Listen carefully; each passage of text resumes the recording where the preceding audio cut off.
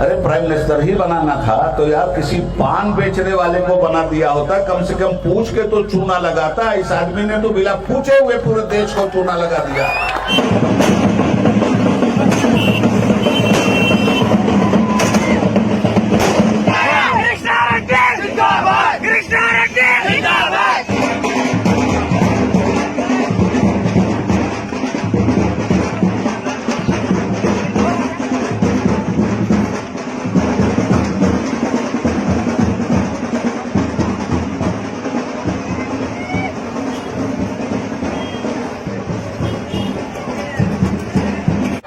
रहीम।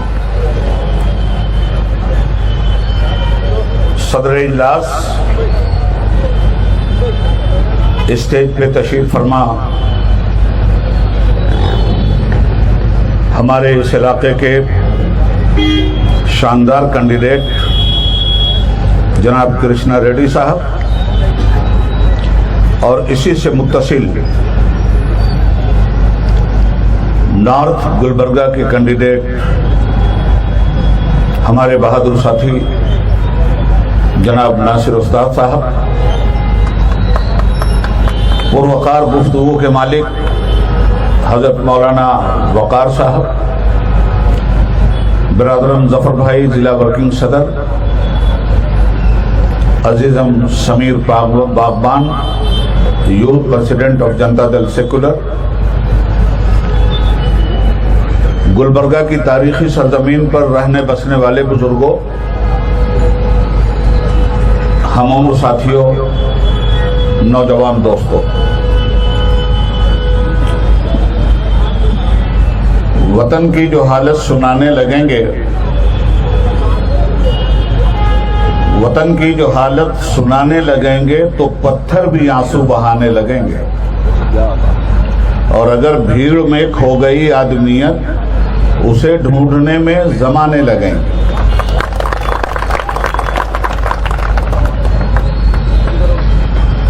मेरे हिंदू मुस्लिम भाइयों, चंद बातें मैं आपसे बहुत संजीदगी से करने जा रहा हूं और उम्मीद करता हूं कि आप जज्बातियत से अलग हटकर इन बातों को अपने दिल और दिमाग में जगह देकर फैसला करेंगे।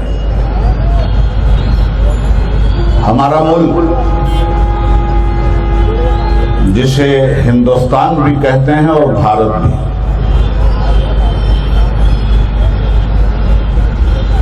इस मुल्क के दरियाओं का नाम भारत नहीं है, इस मुल्क के पहाड़ों का भी नाम भारत नहीं है।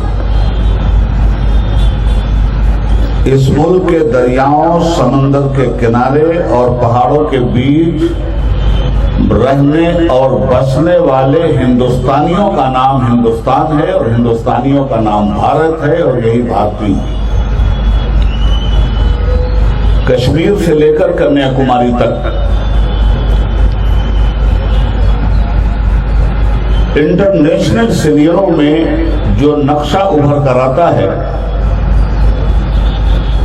उसे यूनाइटेड नेशन में भारत कहते हैं। हमारे मुल्क की तारीख बहुत पुरानी है। हिंदू मुस्लिम एकता हजारों साल की पुरानी संहिता है। मैं आपकी दुआ से 1990 से लेकर 2008 तक कंटिन्यू 18 साल तक पार्लियामेंट का मेंबर रहा हूं और मैंने अपनी स्पीच में पार्लियामेंट में हमेशा इस बात को दोहराया है कि हिंदुस्तान पे जब तन के गोरे मन के काले अंग्रेजों ने कब्जा किया, इस मुल्क के चप्पे चप्पे को गुलाम बनाकर उन्होंने मजबूरियों की जंजीर में कस दिया था। हिंदुस्तान के हिंदुओं के गले में भी गुलामी की जंजीर डाली गई थी और मुसलमानों के गले में भी। 1857 में अपने देश की आजादी के लिए और देशवासियों को आजाद करवाने के लिए डिक्टेटरशिप के खिलाफ एक तूफान उठा।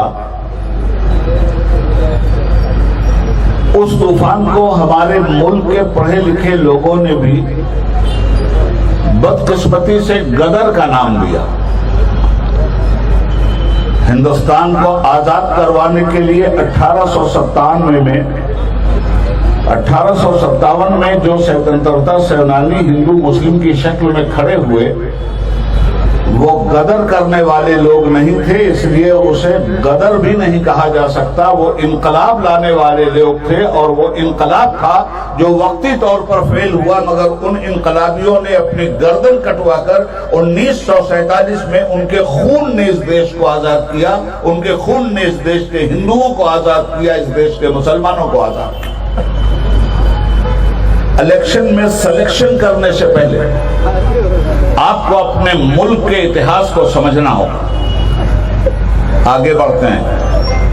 1857 में जो आजादी की शमा हमारे बुजुर्गों ने जलाई थी, 1857 से लेकर 1947 तक, इस 100 साल के बीच मालूम नहीं कितनी हिंदू और मुस्लिम बहनों का सुहाग उजड़ा, मालूम नहीं कितने हिंदू मुस्लिम बच्चे यतीम हुए, मालूम नहीं कितने हिंदू मुस्लिम स्वतंत्रता सेनानी खाको खून के दरिया में नहाते हुए आज के दिन आपको वोट देने की ताकत देने वाला ताकतवर बनाकर इस दुनिया से चले गए। अंग्रेजों के जमाने में आप क्या कर सकते थे? ये जो आज आप यहां बैठे हैं और ये जो बोलने की आपके पास आजादी, ये जो इलेक्शन और सिलेक्शन का पावर आपके पास आया, क्या ये पावर 1947 से पहले आपके पास था? नहीं था। 1947 से पहले आप हुकूमत के खिलाफ अपोजिशन का कोई किरदार अदा नहीं कर सकते थे। 1947 के बाद जब ये देश आजाद हुआ और इस देश का आजाद संविधान और कॉन्स्टिट्यूशन लिखा गया, तो उसके बाद इस मुल्क की किस्मत का फैसला अब कोई डिक्टेटर नहीं करेगा। इस मुल्क की किस्मत का फैसला इस देश के हिंदू मुसलमान करेंगे, जिनके बाप दादा ने कुर्बानी देकर इस देश को बचाया और आजाद करवाया। गौर से सुनिएगा मेरी बात। मेरी आदत उन लीडरों की तरह बोलने की नहीं है जो आपके जज्बात से खेलते हैं। मैं आपके सामने आपका केस रख रहा हूं, मैं आपके सामने आपके बुजुर्गों की फाइल खोल रहा हूं। आप अपने बुजुर्गों के इतिहास पे निगाह डालिए। सच्चा वारिस वो होता है अपने बाप दादा का, जो बाप दादा की बपौती और धरोहर को बचाकर रखे, और निकम्मी होती हैं वो औलादें जो बाप दादा का रास्ता छोड़कर शत्रुओं और डिक्टेटरों का झंडा उठा करके अपने जमीर का सौदा करें। मेरे दोस्तों, मेरे बुजुर्गों, गौर से सुनना मेरी बात। ये मुल्क अंग्रेजों ने सोने की थाल में रखकर आपको नहीं दिया है। ये मुल्क बेपनाह कुर्बानियों के नतीजे में हासिल हुआ। आजादी से पहले, आज मेरी तकरीर में आप ताली बजा रहे हैं, शुक्रिया आपका, मगर आजादी से पहले न मैं यहाँ खड़े होकर तकरीर कर सकता था, न वहां आप बैठ के ताली बजा सकते थे, इसलिए कि डिक्टेटरशिप था, मुल्क गुलाम था, और गुलामों को आजादी की जुबान नहीं बख्शी जा सकती। गुलाम कौम की आजादी की जुबान डिक्टेटर काट लिया करता है, गुलामों के अरमानों को आंसुओं में बहवा दिया करता है। आज आप अपने मुल्क के हालात को देखिए। आज आपके मुल्क में क्या हो रहा है? आज आपकी आवाज किस तरह दबाई जा रही है?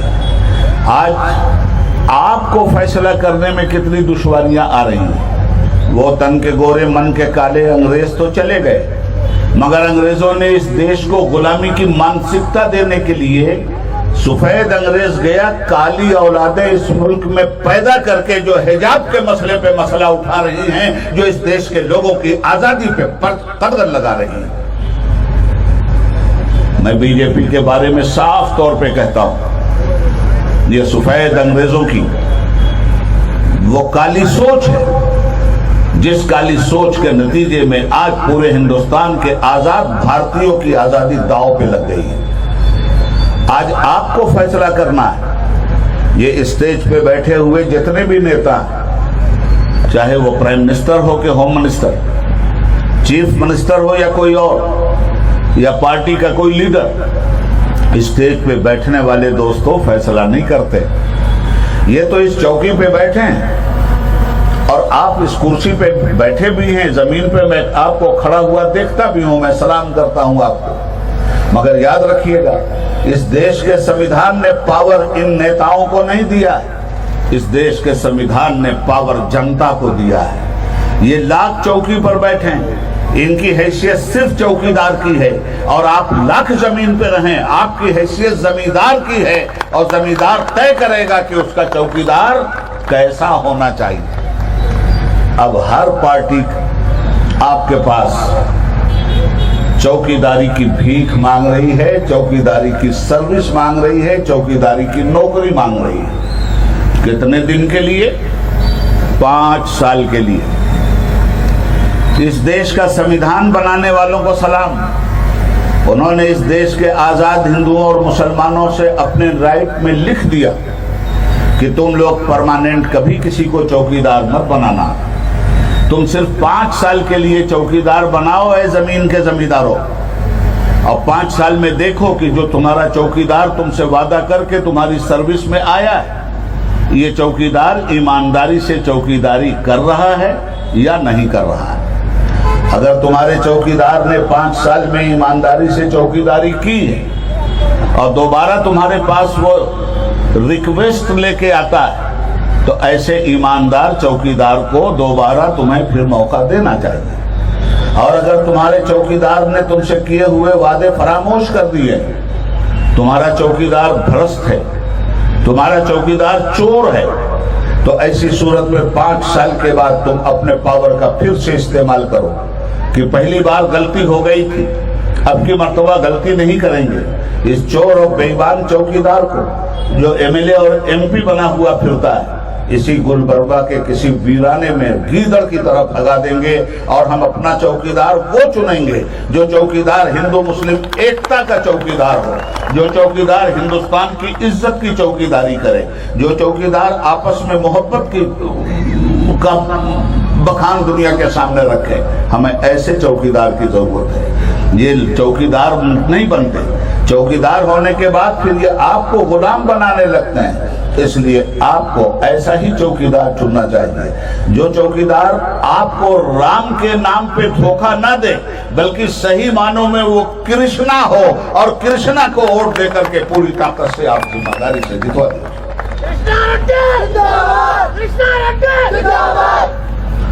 मैं इस वक्त लंबी चौड़ी तकरीर नहीं करूंगा।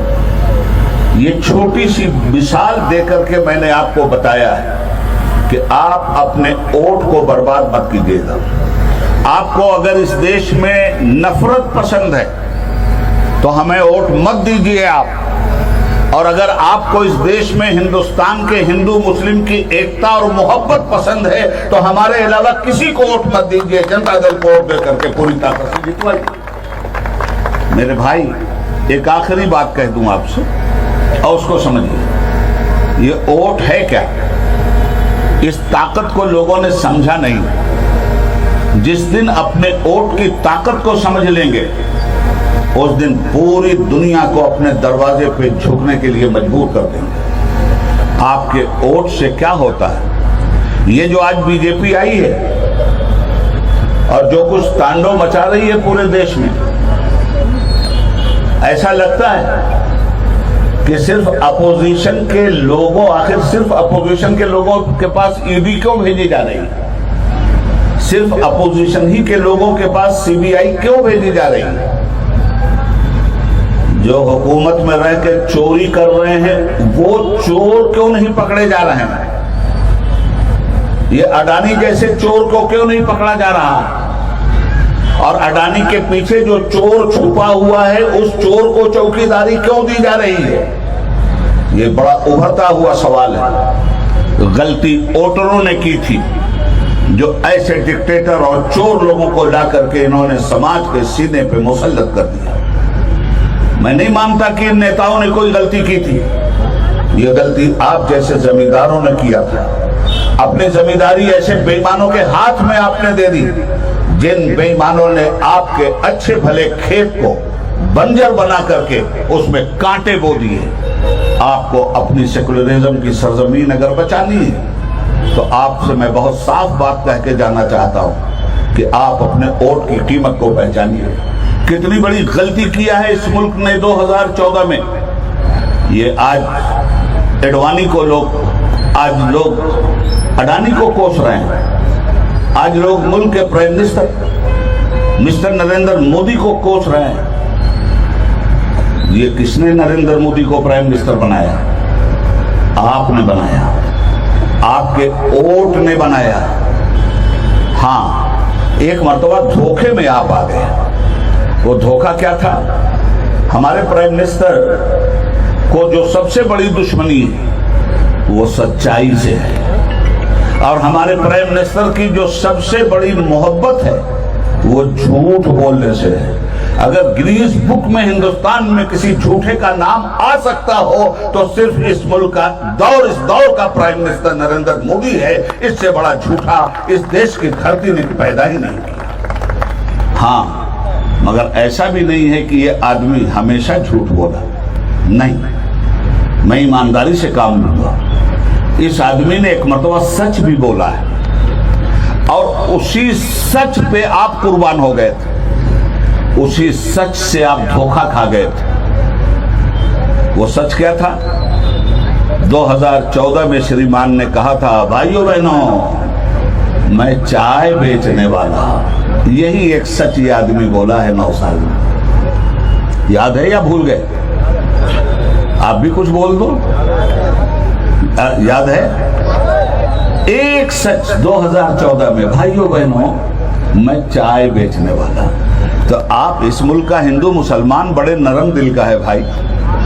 कोई अपनी मजबूरी और कोई अपनी गरीबी का जब वास्ता देता है तो इस देश का आदमी 4 पैसा निकाल के उसको दे देता है। आपने वोट इनको दे दिया, चाय बेचने वाले। अब चाय बेचने वाला हिंदुस्तान बेच रहा, चाय बेचने वाला हवाई जहाज बेच रहा, चाय बेचने वाला एयरपोर्ट बेच रहा, चाय बेचने वाला रेलवे बेच रहा है, चाय बेचने वाला बेचू बन गया है। तो गलती किसकी है? गलती तो आपकी है कि आपने चाय बेचने वाले को, अरे भाई अभी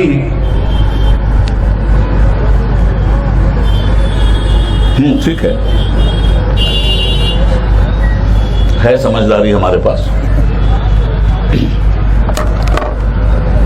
गलती आपने की। इस चाय बेचने वाले को मोहब्बत ना आ गई, दया ना आ गई आपको, तो आपके इलाके में सिर्फ चाय ही बेचने वाले हैं, तंबाकू बेचने वाले नहीं हैं। अरे आपके यहाँ ठेला पे केला बेचने वाले नहीं हैं। अब आखिरी बात, इन्हीं की एक जुड़वा भाई पार्टी जिसका नाम कांग्रेस है। मैंने कहा कि लफ्ज बुराई के हैं बहुत, जैसे जुआ, शराब, फसादात और केस। बोले कि एक लफ्ज में इसको बयां करो। मैंने कहा कि सबसे मुनासिब है कांग्रेस।